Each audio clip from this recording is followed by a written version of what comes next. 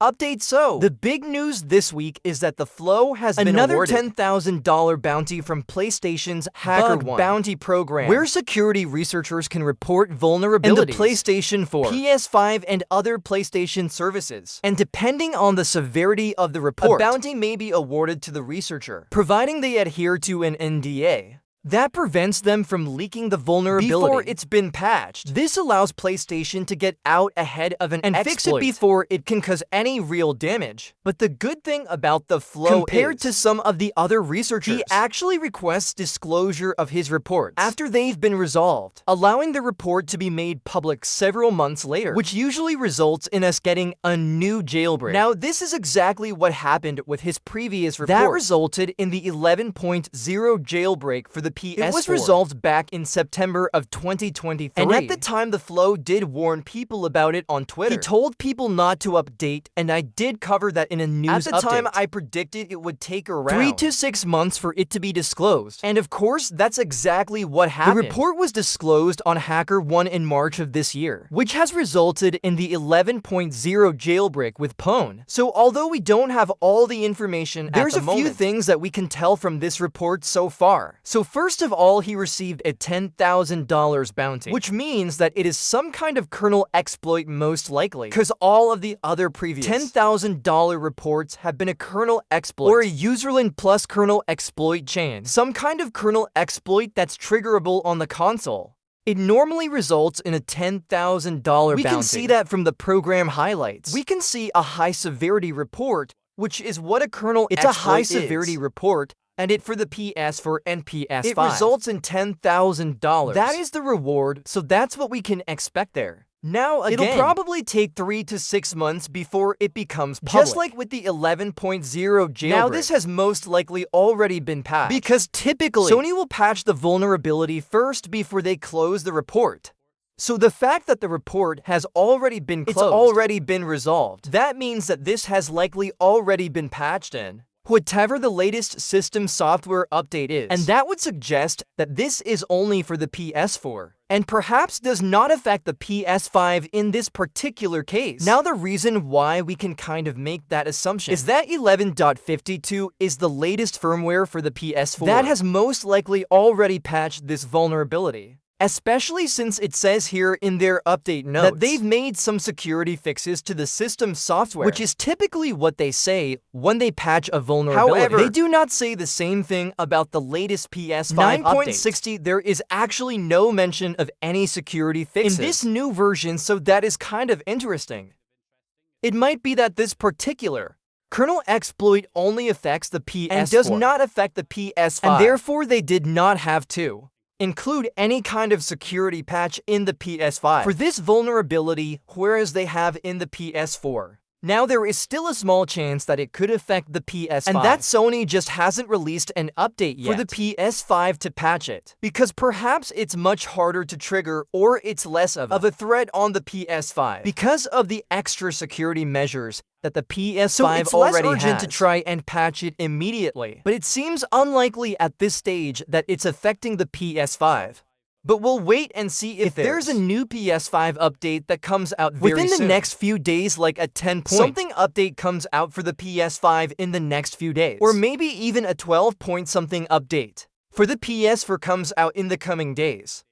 And they specifically say in their update that they've made some security fixes to the system software. Then that would kind of change things. But if that doesn't happen, then it's likely that this has been patched as 11.52 on the PS4 and does not affect the PS5. But again, we'll have to wait and see if anything changes there. If you go to any of the previous exploits that were disclosed, like this one from the Flow for the 11.0 jailbreak, if we just head over to this report and take a look, we can see this was reported on September 2023, and then it was subsequently resolved. So the $10,000 bounty was awarded. There was some negotiation. He got a bit of an extra bounty on top of that. You can see that it was resolved on January 5th, 2024. And 11.0 was the system update that patched this vulnerability. So that was released in early December or late November of 2023. So there's about a month of a gap between the release of the update that actually patches the vulnerability and the report being closed and resolved here on HackerOne. Because typically what will happen is PlayStation will push out a new update to patch the vulnerability. They will then come back to HackerOne and ask the researcher to confirm that the new update has fixed the vulnerability. And then the flow in this case will come back and test it and say yes. It looks like it's been patched. It's no longer working. The vulnerability is fixed, and then shortly the bounty will be rewarded. And then the report will be resolved and closed. So that is what usually happens with HackerOne. And so 11.50 came out in kind of mid-July of this year. And of course the report has only just been closed a day ago, so towards the end of August. So just over a month, so the time scales do match up. And especially given the fact that, of course, it literally says here that they've made security fixes to the system software. The update notes would definitely suggest that this was the update that patched the vulnerability that the flow has reported here. Most likely, again, there's still a possibility I could be wrong. Maybe there's a 12.0 update comes out next in a few days for PS4. And it says that they've added security fixes to the system software, and then that might mean that 11.52 is also vulnerable. Now, I would say it's most likely 11.50 to that are vulnerable to this exploit, and we'll probably see it in another 3 to 6 months, and when it'll eventually be disclosed. And it looks like the PS5 may not be vulnerable, since there's nothing in the update notes for the PS suggesting that they've made any security fixes. So that's my general analysis of things as it stands right now. Again, there could be further developments. I'll update you guys if there are any changes. So continuing with some PS for updates. More1 released the persistent notifications for 11.0. Originally, I believe this was for 9 o'clock. I do have a video on how to fully set it up and install it for 9.0. And the process is the same on 11.0. So essentially, you just download the 2 package files. You install both packages. One is a Payload guest, and the other one is a package that just installs the notification. Payload that can be loaded from Payload guest. So you run that one first, and that will get the file copied over to the hard drive. And then once that's done, you can delete that package, that application, and just use Payload guest. And when you run Payload guest, you'll have the notification shortcut there that you can select, and it will run that payload using the bin loader built into Gold Hand. So make sure you have the bin loader enabled in Gold Hand for that to work, and then from there, if you go to your notifications, you will see all of the shortcuts that appear. So these are just some handy shortcuts that used to access specific settings, like the debug settings. Open a web page to take you to other payloads that you can launch, and a quick shortcut for the network options, storage options, all of that kind of stuff. So that's one of the recent updates. There's also been another payload released for the PS4, S/0 dumper. So this will just dump your S/0 to a USB drive, which is the firmware for the NOR chip on your PS4. You can normally just get this with FTP by connecting on FTP and going into the dev folder and finding the S/0 file. And there you can copy it out that way.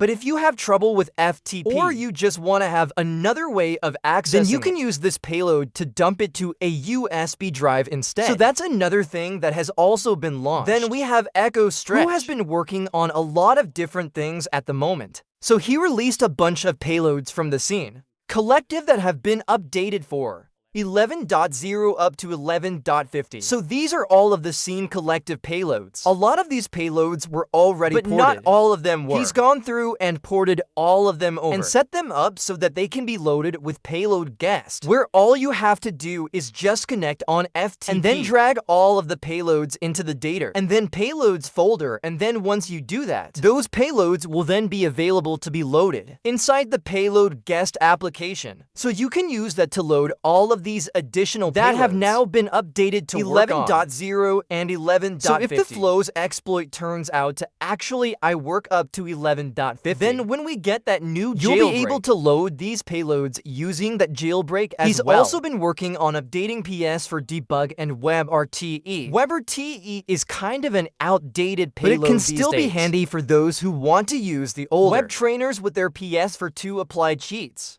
instead of using the Gold Hand cheats. So that's something that he's been updating. And he's also getting them working with his Hand VTX, which is an alternative version that you can use on firmwares that have not yet got support for Gold. And so essentially, the Hand VTX payload is getting a lot more functional now, with these other payloads now being ported over to work with it. Sticking with the theme of customization more, One has also released something quite interesting, a way of installing custom PS for themes through the browser on the PS for itself instead of. A lot of the previous methods for installing these persistent were quite themes messy, because these are not using the normal theme feature of the console.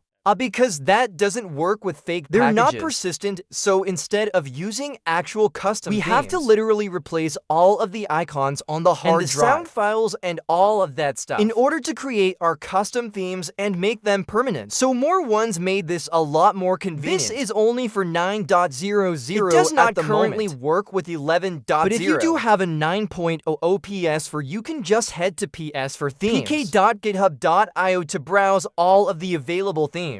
And then you just find one that you like. You select it and it will run a payload, which will download an application to apply the custom theme to your PS4. Once that has been downloaded, you can then select the wallpaper, which will open up the background image wallpaper in a separate tab. You can just press square to full screen and then use the share button to take a screenshot of that background image so that you can apply that to your final theme.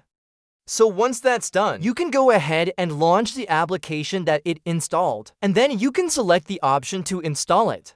And then that will go and replace all of the icons with the custom ones. It will replace all of the sound files. Get the custom theme set up. It will then shut down the PS4. You reboot, and once you're back onto the home menu, you'll have all of your custom icons applied. At which point, you can then finish off the theme by applying your background image by going into the theme settings and selecting a background image from one of your saved screenshots. And then you should be good to go from there. You can also select your color theme for the settings, and then you have your completed theme. So hopefully this will also come to 11.0 sometime soon. But anyway, that's it for this video. Hope you guys enjoyed it or found the information useful. If you did, please leave a like and subscribe, and once again, I'll